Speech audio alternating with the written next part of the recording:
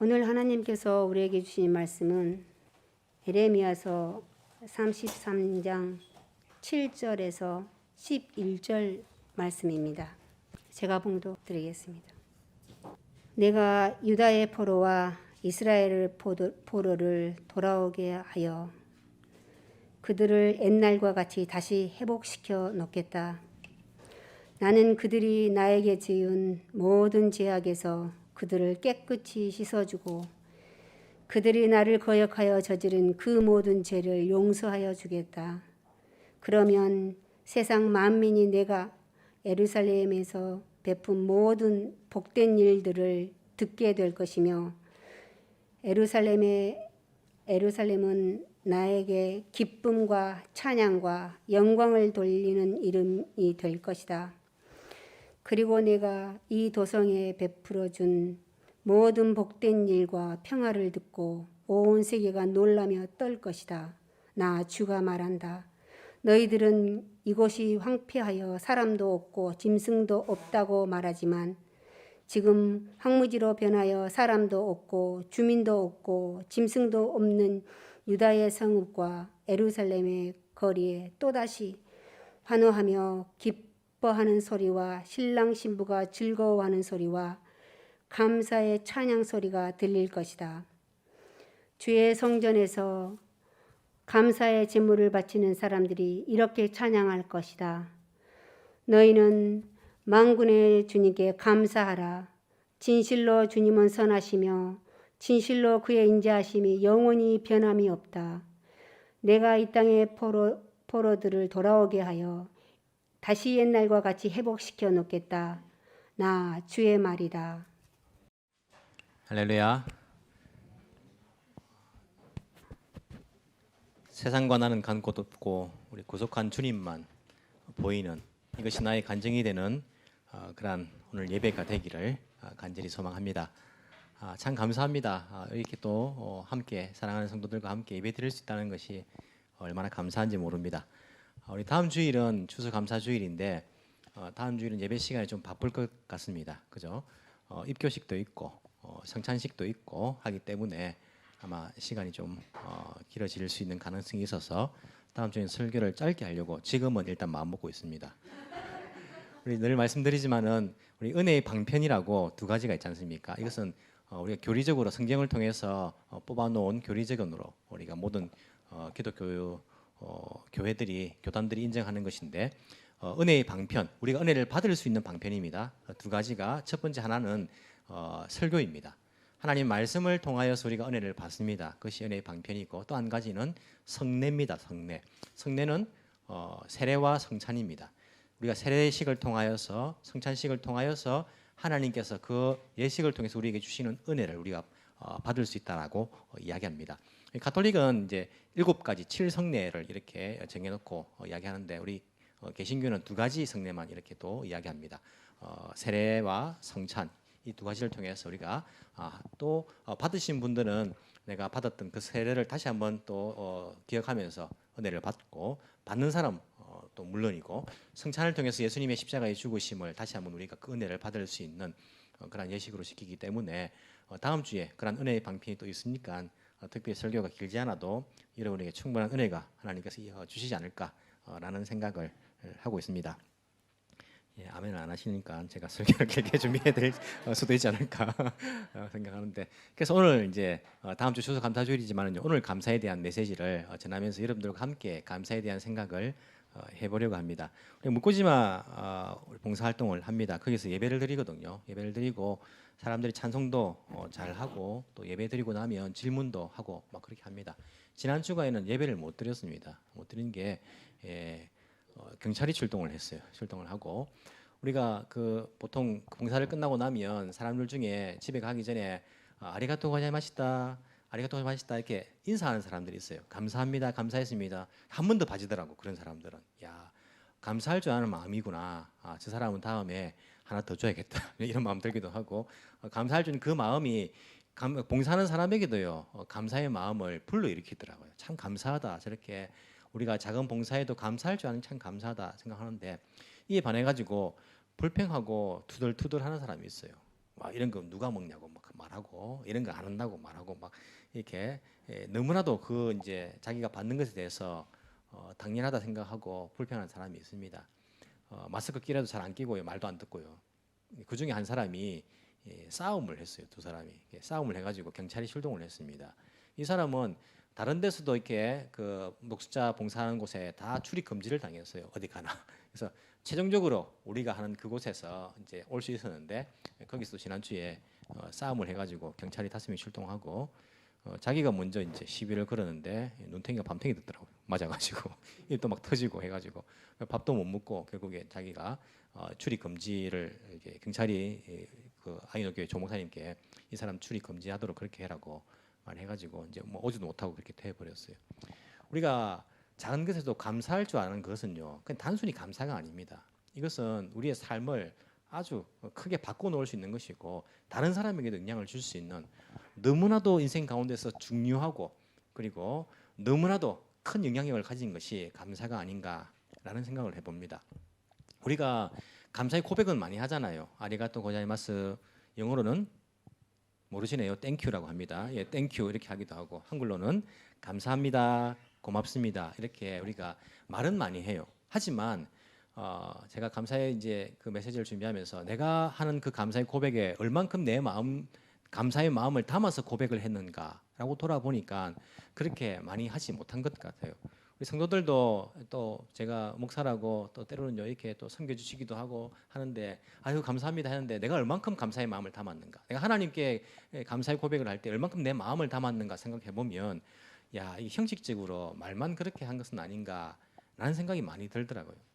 제가 온천을 제가 좋아합니다. 여러분 아시는 분 아시겠지만은 온천 가서 혼자 있으면서 이제 말씀 묵상하기도 하고 여러 가지 또 생각을 하기도 하고 그렇게 해요. 그래서 온천 가면요 막 4시간도 있을 수 있어요. 저는요.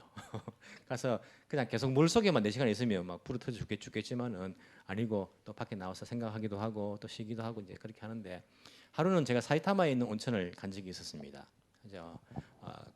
가서 가지고 온천을 하고 나와서 이제 집에 돌아오니까 저녁이 되더라고요. 저녁이 되었는데 집에 와서 보니까 이 지갑이 없는 거예요.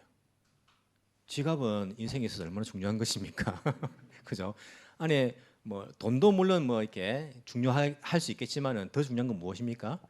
재료카드하고 운전면허증하고 신용카드하고 이런 것들이 다 들어있잖아요. 이기 때문에 이야 이게 큰일 났다 싶더라고요. 저는 평소에 지갑 잊어먹고 뭐 이렇게 한 사람들 보면요, 얼마나 사람이 칠칠지 못해가 지갑도 잊어먹고 다니나 막 이런 생각을 살짝 할 때도 있거든요. 제가 잊어먹고 나니까 그럴 수도 있겠다. 굉장히 사람이 너그러워지더라고요. 그럴 수도 있구나. 자기가 의도하지도 않게 무언가를 잊어먹을 수도 있는 거구나. 내가 이제 경험해 보니까 사람이 이해심도 커지고 막 그렇더라고요. 그것 때문에 잊어먹었는지 모르겠지만은 지갑이 없어요. 막 땀이 나더라고. 어떡하지 큰일 났다 어떡하지. 야 이거 앞으로 생각하니까요 이거 아찔한 거예요. 또 다 뭐 신고를 해야 되고 다시 해야 되고 이게 야 큰일 났다 생각하고 있는데 어디서 잊어먹었을까 생각해 보니까 제가 간 곳은 온천밖에 없어요. 그래서 그 목욕탕에다가 제가 전화를 걸었습니다. 전화번호를 막 조사해 가지고 전화를 걸어서 제 지갑을 제가 잊어먹었는데 혹시 거기 없는 봐줄 수 있습니까?라고 물어보니까 보통 이제 일본에서는 잠시 기다려라 하면서 그 특징을 묻잖아요. 어떤 지갑이고 무슨 색깔이고 다 설명을 했어요. 하니까 가서 조금 기다리라 하더니 조금 기다렸더니 이제 그렇게 비슷한 그런 지갑이 있다는 거예요. 그래서 제가 야 다행이다.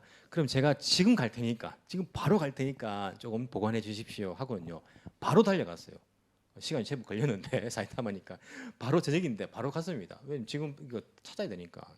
가서는요 그 지갑을 제가 보니까 제 거 맞더라고요. 받아 들고 제가 뭐라 했겠습니까? 형 잘 아시네요. 아리가또 고자이마스라고 하는데 어느 정도로 했을까요? 코코로 코메떼 마음을 담아가지고 정말 고맙습니다. 정말 감사합니다. 이렇게 제가 고백을 했어요. 그 사람도 아마 이 사람이 정말 고마워하는가 보다라고 아마 알았을 거예요. 느꼈을 거예요. 왜냐하면 제가 마음을 많이 담았거든요. 정말 감사합니다. 정말 고맙습니다. 이걸 내가 잊어먹었으면 어떡할 뻔했냐고. 정말 감사합니다라고 그렇게 고백했어요. 그렇게 고백하고 제가 이제 설교를 준비하는데 내가 지갑을 잊어버렸다가 찾았을 때에 그 마음을 담아서 감사한 것만큼 주신 우리 하나님께 그렇게 감사를 드렸는가라고 생각해 보니까 야, 우리 하나님께서는 자기의 아들 예수님을 그 생명을 우리를 위해서 십자가에 주셨는데 내가 지갑 잊어먹었다 찾은 것도 그렇게 감사해 놓고는 내 생명 잃었다가 찾은 것을 내가 얼만큼 그렇게 마음을 담아 감사할까 생각해 보니까요. 참 부끄러운 마음이 많이 들더라고요. 우리 감사의 그러한 예배를 드리고 또 추수 감사주일이 되고 이렇게 하면요. 감사합시다. 감사 이렇게 말을 많이 듣잖아요. 그래서 감사헌금도 하기도 하고 감사합니다. 찬양하기도 하는데 과연 나의 일상의 생활 가운데서 하나님께 혹은 다른 사람에게 얼만큼 그렇게 진심으로 감사한 적이 있었는가라고 생각을 해보니까 내 감사의 그러한 생활이 참 부끄럽더라고요. 감사합니다는 고백은 있었지만은 내 마음은 참 부족했다라는 생각이 너무나도 많이 들었습니다. 여러분들의 감사는 어떻습니까? 여러분들의 감사는 안녕하십니까? 우리가 이 감사라는 것을요 단순히 감사라고 생각해서는 안 됩니다. 감사는 우리 신앙의 회복의 증거라고 할 수 있습니다. 우리 믿음 생활과 연관되는 것. 이 사람이 믿음이 있는가 없는가 그 바로미터 어떻게 우리가 알 수 있냐면요. 그 사람이 감사하는 생활을 하는가 감사하지 않는가라는 것을 보면요. 이 사람의 신앙을 우리가 척도를 우리가 알 수 있습니다. 올해 우리가 희년이라 해가지고 회복과 희망을 소망하면서 우리가 이 희년을 지킵니다. 우리 신앙이 올해 한 해 동안 내 신앙이 회복되었다.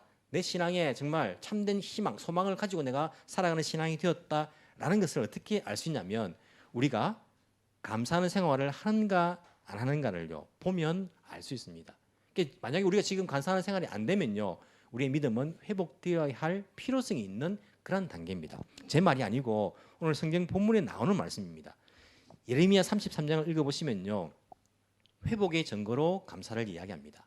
여러분 예레미야가 어떤 선지자입니까? 눈물의 선지자. 왜 눈물을 흘렸을까요? 울보라서 삐딱하면 울고 그죠?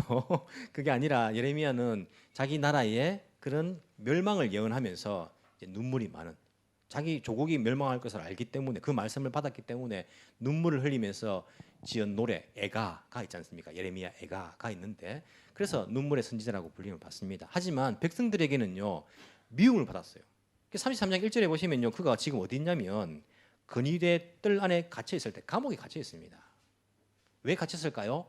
예레미야가 하는 그 예언의 말씀이 뭐냐면 유대의 우리나라는 바벨론에 의해서 망할 것입니다. 나라가 망할 것입니다. 라고 그렇게 예언을 하고 다닌 겁니다. 우리 망합니다. 바벨론에 우리는 포로로 잡혀가니까 항복해야 됩니다. 우리 망합니다. 이 말을 계속 하고 다니니까 이 백성들이 다 미워해요. 예레미야 저거 죽여야 된다고. 그래가지고 이 예레미야를 시위대 뜰 안에다 가둬놓은 거예요. 그런 상태입니다. 그런 상태인데 이들은 하나님을 예배하는 것이 있었습니다. 하나님께 제사 드리는 것이 있었습니다. 하지만 무엇이 없었습니까? 마음을 담는 게 없었어요. 형식적으로 예배를 드렸어요. 형식적으로. 하나님을 떠났습니다. 마음으로는.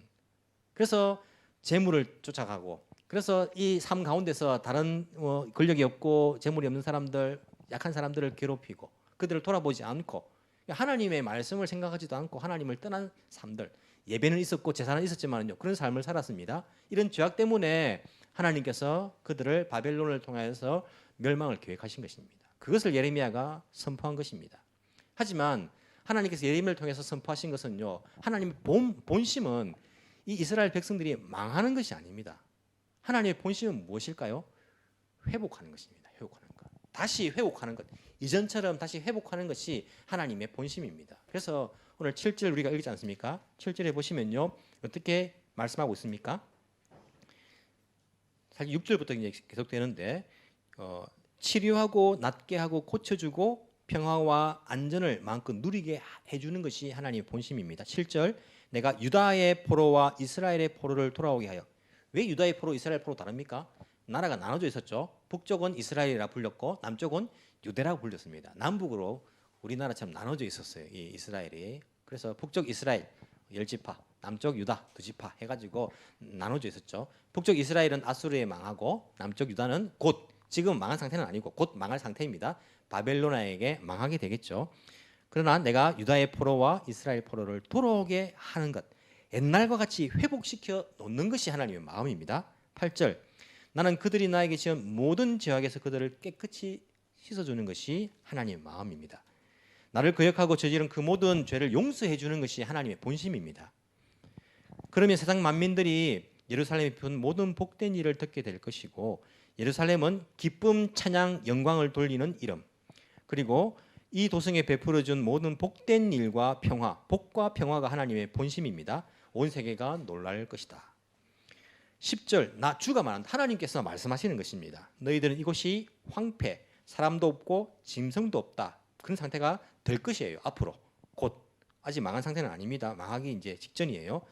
지금 항무지로 변하여 사람이 없고 주민도 없고 짐승도 없는 유다 성읍 예루살렘 거리에 또다시 환호 기뻐하는 소리, 신랑 신부 다시 이제 잔치 소리, 결혼식 소리, 즐거워하는 소리, 감사의 찬양 소리가 들릴 것이고 주의 성전에 감사의 제물을 바치는 사람들이 찬양할 것이고 만군의 주님께 감사하여라.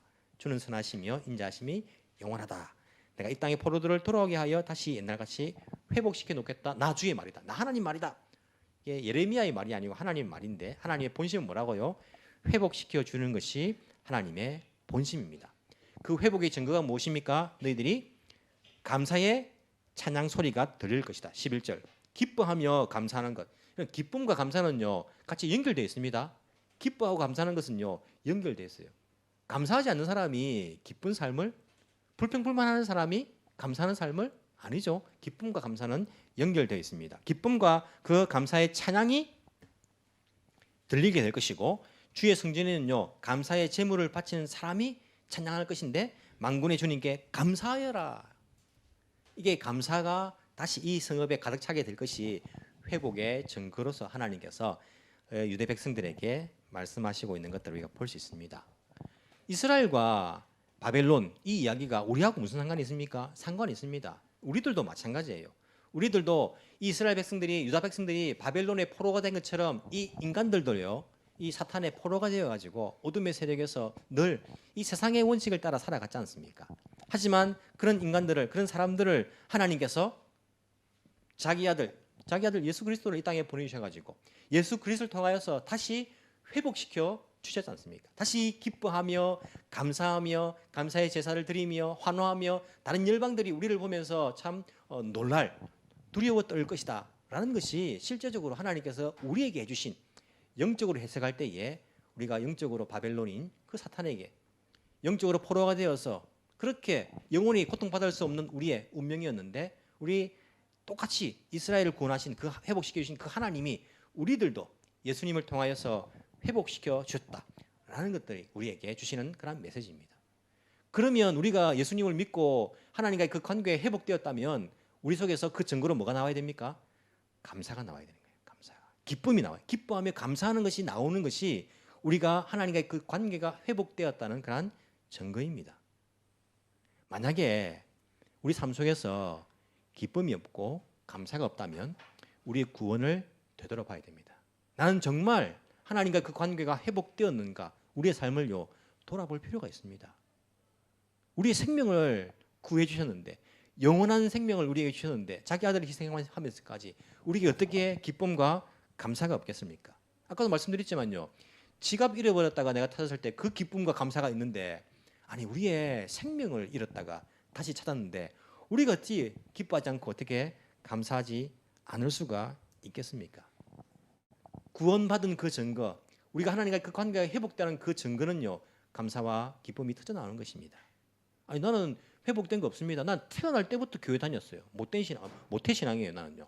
난 교회를 다녔고 난 교회를 떠난 적도 없고 난 늘 하나님 백성이었는데 난 회복된 거 없습니다. 아니요. 개인적으로 물론 뭐 어릴 때부터 교회 다녔는지 모르지만요, 우리 인간 자체가, 우리 모든 인간들이 하나님으로부터 떠나버렸어요. 그래서 영원히 형벌을 받을 수밖에 없는 존재였단 말입니다. 그 인간이 우리가 소속되어 있었습니다. 하지만 하나님께서 방법이 없었던, 정말 구원할 길이 없었던 이들을 위해서 자기 아들을 내어놓으신 거지 않습니까? 그러면서 우리를 회복시켜 주시고 구원해 주셨는데, 그래서 너희들 속에서 감사의 찬양이 기뻐하며 다시 결혼식, 신랑과 신부의 즐거운 소리, 우리 신랑 되신 예수님과 신부된 우리 교회 공동체가 그 기뻐하는 그 소리가 다시 회복되게 될 것이다. 터져 나올 것이다. 감사의 제사를 드릴 것이고 감사의 찬양을 고백을 하게 될 것이다. 이것이야말로 하나님께서 이 이스라엘 백성들을, 우리들을 회복시켜 주시는 그러한 증거라고 이야기하고 있는 것을 우리가 볼 수 있습니다. 여러분들은 구원받은 그 사실에 얼만큼 기뻐하며 감사하고 계시는가요? 제가 말씀을 준비하면서 그런 생각을 해봤습니다. 사람들이 왜 감사하지 않을까? 물론 입으로는요 고맙습니다, 아리가또 고자미 하는데 이 마음을 여러분 마음이 담겨 있는지 안 담겨 있는지 여러분 압니까 모릅니까? 여러분들도 알지 않습니까? 이 감정이란 것은요 사람은 흐르기 때문에 우리가 알아요. 저 사람이 별로 고맙지도 않은데 입으로만 감사하는지 아니면 정말 기뻐하면서 감사하는지 이건 다 아이들도 알아요. 그래서 아이들은요 그 감정을 잘 읽으니까요 자기 싫어하는 어른한테 가지도 않아요. 아이들도 아는데 어른들도 잘 알아요. 왜 우리가 이 세상을 살아가면서 왜 우리의 마음을 담아서 감사하지 못할까? 왜 감사하지 못하는 사람이 많을까라고 곰곰이 한번 생각을 해봤습니다. 여러분들은 어떻게 생각합니까? 왜 사람들은 감사하지 못할까요? 제가 이제 생각하면서 이제 생각이 든 것이 무엇이냐면 많은 것들을 모든 것들을 당연하다고 생각하면요 감사하지 못할 것 같아요. 당연한 거예요, 당연한 거. 그렇게 생각하면 감사할 게 없습니다. 자, 식당에 밥 먹으러 갔습니다. 밥을 먹습니다. 내가 돈을 지불합니다. 당연한 것입니까? 감사한 것입니까? 당연하죠. 내가 돈을 냈으니까 밥을 먹는 거 아닙니까? 그런데 여러분 생각해 보면요, 이 당연한 거 아닙니다. 누가 그 종이 조각을 낸다고 밥을 주겠습니까? 거기에는요 농부부터 시작해가지고요 여러한 그런 피와 땀이 서려 있는 것을 그걸 제공을 해주는 거 같지 않습니까? 물론 내가 돈을 내고 밥을 먹는 것이지만은요 감사한 거죠 그게. 제가 이 스미다 강을 이렇게 뛰다가 늘 생각합니다. 다리가 많이 있잖아요. 다리 설교도 제가 한번 한 적이 있는데 다리가 있는 것도요 사람들 당연하게 생각합니다. 그렇지 않습니까? 그 다리가 많이 있어요. 그러면 조금 가면 다리고 조금 가면 다리 있는데 다리 하나 없어도 사실은요 괜찮은 거잖아요. 그것은 다리 하나 있는 것이 당연한 것이 아니고 사실은 감사한 거예요. 한 개 없으면 더 불편할 건데 한 개를 더 만들어준 거 아닙니까? 그것을 당연하다 생각하면 감사는 없습니다. 사람들이 많은 것에서 당연하다 생각하면요 감사가 없어요. 남편이 생각합니다.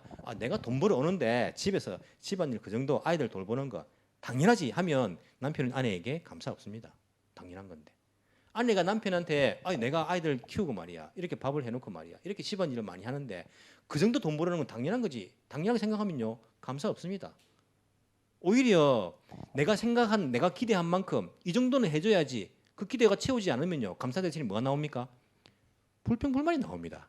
오히려 내가 이 정도 돈을 내고 밥을 먹는데 이 정도 서비스는 제공해줘야지 이게 안 되지. 정부에 내가 이 정도 세금 내는데 다리 하나 더 있어야지 내 집 앞에 다리가 있어야지 불평 나옵니다. 남편이 내가 이 정도 돈을 벌어주는데 이 정도 서비스를 해줘야지 집에서 말이야 집에서 뭐 하냐 먹고 노느냐 하면요 감사 대신에 불평불만입니다. 아내가 집에 있어 봐라 말이야 이 정도 내가 집에서 이렇게 힘들게 일을 하는데 이 정도는 벌어와야지 생각하면요 감사 안 나옵니다. 불평불만이 나오죠. 우리가 당연하다 생각하면 감사할 가능성보다 불평불만의 가능성이 훨씬 높습니다. 광야 이스라엘 백성들 애굽에서 어떤 생활을 했습니까? 노예생활. 이런 노예생활 해보셨습니까? 안 해봤습니까? 결혼해보시면 결혼 그게 아니죠. 행복합니다. 결혼하시면. 자, 노예생활을 이스라엘 백성들이 애굽에서 했단 말입니다. 했는데 노예생활이라는 것은 자기의 의지로서 꿈을 이루고 없습니다. 노예가 무슨 꿈이 있습니까? 너 시키는 일만 해야지요. 죽도록. 심지어는요 자기 아들을 낳으면요 그걸 강에다 버려야 되는 시기가 있었어요. 이 애굽의 왕이 바로가 유대인들 아니지 이스라엘 사람들 히브리 사람들 아들을 놓으면 다 강에다 버리라 했습니다. 애들 잉잉 우니까요 소리 크니까요 그 군인들이 찾아가지고 다 강에 갖다 버리는 거지 않습니까? 자기가 낳은 아들을 강에 버립니다. 이게 노예생활이에요. 노예생활. 그 노예생활 가운데서 하나님께서 모세를 통해서 탈출시켜 주신 거예요. 구해 주신 것입니다. 구원해 주셨습니다. 얼마나 기쁘고 감사합니까? 처음에는 감사하는 마음이 기뻐하는 마음이 있었을 거예요.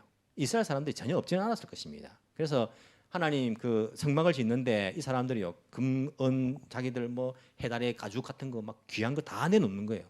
하나님 성전 짓는다니까 성막을 짓는다니까. 그런데 이 모든 것들이 다 없어지고요 당연한 것이라는 생각이 드니까요 감사가 사라져 버렸습니다. 내가 먹고 싶은 것이 없다. 마늘도 없고 말이야 고기도 없고 말이야 부추도 없고 내가 먹고 싶은 것이 없다. 그리고 마실 물이 충분치 않다. 마실 물이 없다. 가는 길이 너무 험하다. 다 불평불만하는 거예요. 왜? 우리를 모세야 이놈의 모세야 우리를 여기까지 인도했으면 당연히 이거 제공해줘야 되는 거 아니냐. 너가 우리를 이끌고 왔잖아. 당연하다 생각하니까요. 감사보다는요 불평불만하게 되는 거예요. 당연한 거라 생각하니까. 여러분 이 세상에는요 당연한 거 없습니다. 뭐 하나 당연한 게 어디 있습니까? 다 누군가의 희생과 누군가의 봉사가 들어갔기 때문에 있는 거예요. 그게 사실은 그 모든 것들이 은혜 아닙니까? 은혜. 우리가 당연하다고 생각되는 그 순간부터는요 모든 것은 은혜가 아니고 그것은 불평불만이 시작이 됩니다. 아 내가 교회 이 정도 다니는데 당연한 거 아닌가? 내가 이 정도 헌금했으니까 이 정도는 당연한 거 아닌가? 이 정도 해주는 거는 목사님 이 정도 해주시는 거 당연한 거 아닙니까? 이 세상에는요 당연한 거 없습니다. 여러분들이 봉사하는 거 목사가 아이 집사님 자기 복 받는 건데 당연한 거 아닙니까? 생각해 보십시오. 감사한 것이죠. 안 할 수 있는 거지 않습니까? 목사도 이렇게 목회를 하는 것 당연한 겁니까? 당연한 겁니까? 목사님은 교회에서 생활비 주는 당연한 거라고 생각하는 경우들이 많이 있어요. 당연한 거 아닙니다. 다 모든 것이 누군가의 희생에 의해서 은혜로 주어진 거예요. 하나님께서 우리를 만들었으니까 구원해 주는 거 당연한 거 아닙니까? 그 정도 책임져야지요. 생각하면요. 이게 은혜가 안 느껴집니다. 감사가 안 느껴지는 거예요. 이 땅에 많은 사람들이 지금 자기가 하고 있는 모든 것들 가운데 주어진 모든 것들이 당연하다 생각하니까 감사가 없는 거예요. 내가 이렇게 고생해가지고 일을 하니까 이 정도 번 거고 내가 먹고 사는 거고 내가 이 정도 베풀 수 있는 거고 내가 이거 할 수 있는 거 아니냐. 당연한 것이지 생각하면 감사는 없습니다. 아이들이 부모에게 날 낳았으니까 당연한 거 아닙니까? 하면요 감사 없습니다. 모든 것이 당연하다고 생각하는 그 순간은요 감사가 없는 거예요. 우리가 당연한 것이 아니다 이런 세월을 지금 3년째 보내고 있지 않습니까? 하나님께서 당연한 것들을 앗아가셨어요. 이제는 우리가 조금 교훈을 받지 않습니까? 당연한 것이 아니었구나. 은혜였구나. 잊지 말고 우리는 계속 감사의 마음들을 채워가야 됩니다. 또 왜 감사하지 못할까 생각을 해봤습니다. 또 한 가지는 미래의 약속에 대한 믿음이 없는 거예요. 믿음이. 그렇기 때문에 감사하지 못하는 것입니다. 이스라엘 백성들, 유대 백성들이 예레미야서 이 33장의 말씀은요. 지금 약속된 게 아니고 미래의 일이에요. 지금은 아직까지는 완전히 망하지 않았습니다. 하지만 너희들이 망하게 될 것이고 앞으로 돌아오게 될 거예요. 앞으로 회복되게 될 것이라고. 적어도 70년 뒤에 너희들이 회복하게 될 것이라고 이 미래의 약속을 주신 거예요. 자, 그럼 생각해 봅니다. 이 백성 가운데 지금 우리가 힘든데 지금 적들이 쳐들어오고 지금 우리가 포로가 되게 됐는데 미래의 약속이 무슨 상관이냐. 70년 뒤에 그 약속이 감사할 수 없는 거예요. 지금 내가 힘든데 미래의 약속이 무슨 의미가 있냐 이거죠. 미래의 약속이 자기에게 다가오지 않는 것입니다. 감사할 수 없는 거죠.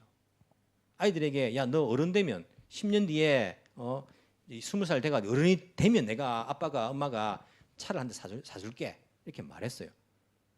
그러면 그 이제 10살 먹은 아이가요 믿음이 없는 아이면 아니 지금 내가 10살 지금 당장에 내가 갖고 싶은 이 장난감이 있는데 그 10년 뒤에 그 자동차가 무슨 내한테 의미가 있다는 거죠. 그 감사할 수 없어요. 그냥 아빠 엄마 지금 내가 원하는 거 사주세요. 지금 원하는 거. 그 10년 뒤에 어떻게 알아요? 어떻게 알아요? 만약 믿음 있는 아이라면요. 야 나는 이제 20살 되면 아빠 엄마가 차를 사준대. 내가 이거 믿는 거예요. 믿는 거예요. 그럼 내가 열심히 면허증을 준비하면 되겠네. 그걸 믿고요. 감사하는 거예요. 야 우리 엄마 아빠 나를 위해서 차를 사준대 10년 뒤에. 10년 뒤의 것을 지금 내가 현실적으로 그냥 받아들이는 이 믿음 아닙니까? 믿음이 있으면 감사할 수 있는 것입니다. 하나님께서 우리에게 약속해 주신 것들 우리가 그것을 실감하지 못하고 미래의 약속에 생각하고 지금 내가 이렇게 이 땅에서 힘들게 사는데 그게 무슨 소용이 있냐라고 생각하는 마음이 은연중에 있기 때문에 감사할 수 없는 거예요. 여러분 예수 믿고 구원받는 건 눈에 보입니까? 눈에 보입니까? 누가 구원받는지 알겠어요, 여러분? 이마에 써 있습니까? 나는 구원, 합격, 불합격 써 있습니까? 안 보인단 말입니다. 언제 알 수 있습니까? 죽어봐야 알 수 있어요. 죽어봐야. 나중에 우리가 천국에 갈 것입니다. 죽어봐야 우리가 확인될 거 아닙니까? 지금 내가 괴로워하는데 그게 무슨 의미가 있는가? 실감을 하지 못하는 거예요. 감사가 없는 것이죠. 하지만 우리 그 미래에 약속되어진 것들이요. 정말 믿음으로 받아들이면요. 감사 나옵니다. 야, 나 예수님 때문에 구원받았어. 나는 죽으면 천국 간단 말이야. 이게 지금 내가 믿음이 있으면요. 감사할 수 있는 거예요. 그렇기 때문에 감사는 믿음과 연결되는 것입니다. 믿음이 없으면요. 감사가 안 오는 겁니다. 감사하지 않으면 그 사람 믿음을 점검해 봐야 됩니다.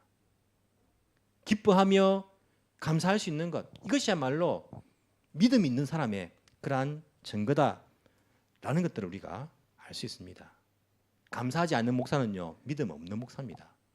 아니면 믿음을 잃어버린 그런 목사입니다. 감사하지 않는 장로는요. 믿음 없는 장로입니다. 아니면 믿음을 잃어버린 장로입니다. 믿음을 회복해야 될 필요가 있는 장로입니다.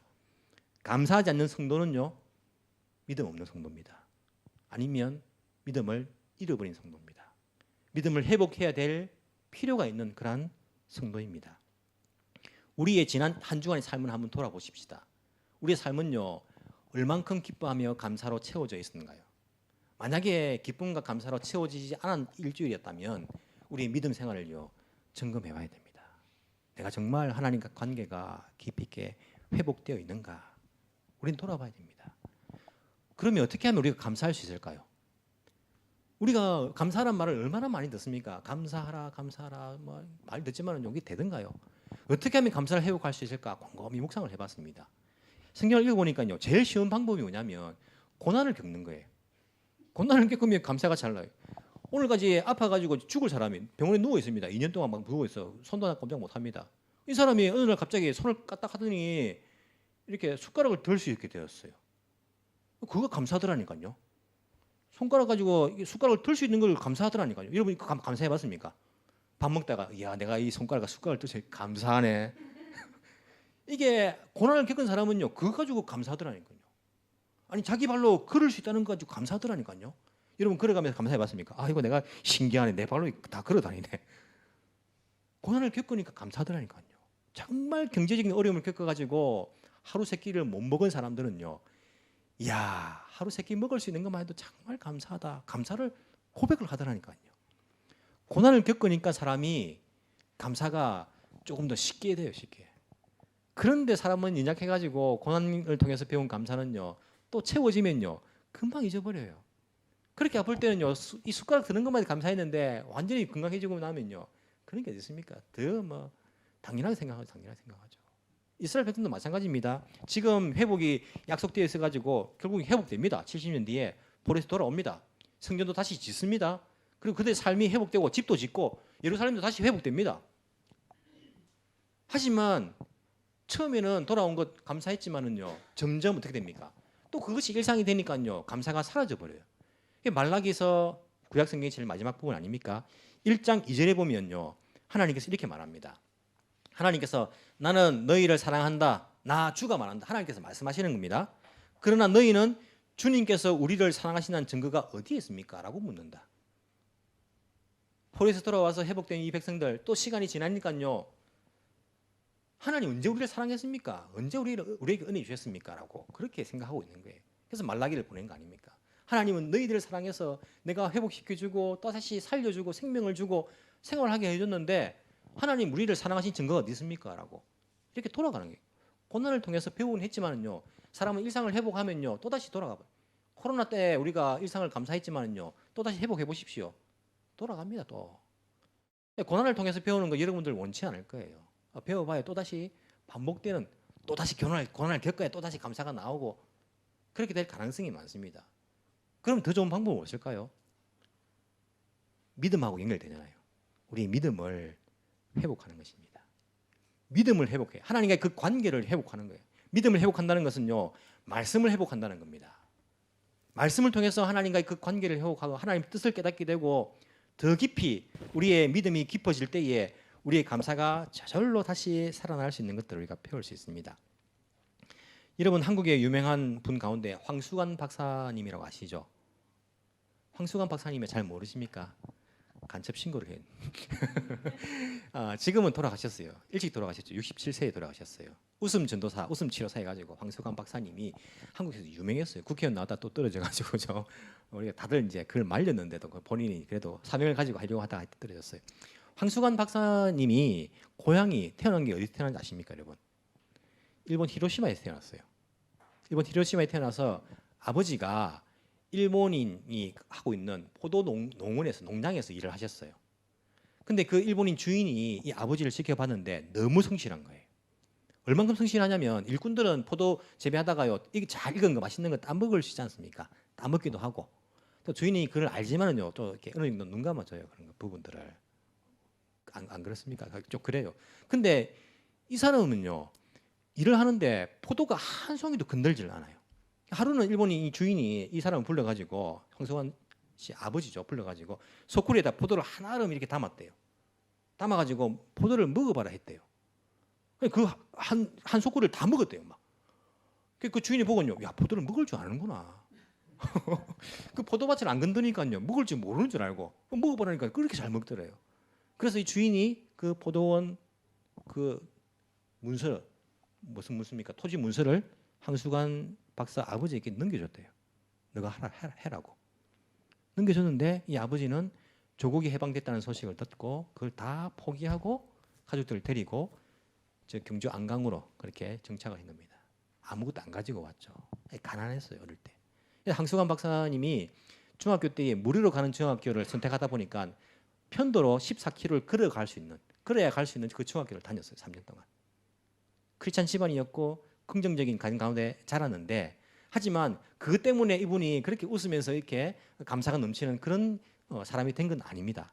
이분의 그 고백을 보면요, 제가 막 찾아봤어요. 진짜인가 아닌가 막 여러 개 찾아봤는데, 교회 집회 가운데에 자기 신앙을 회복한 계기가 있었습니다.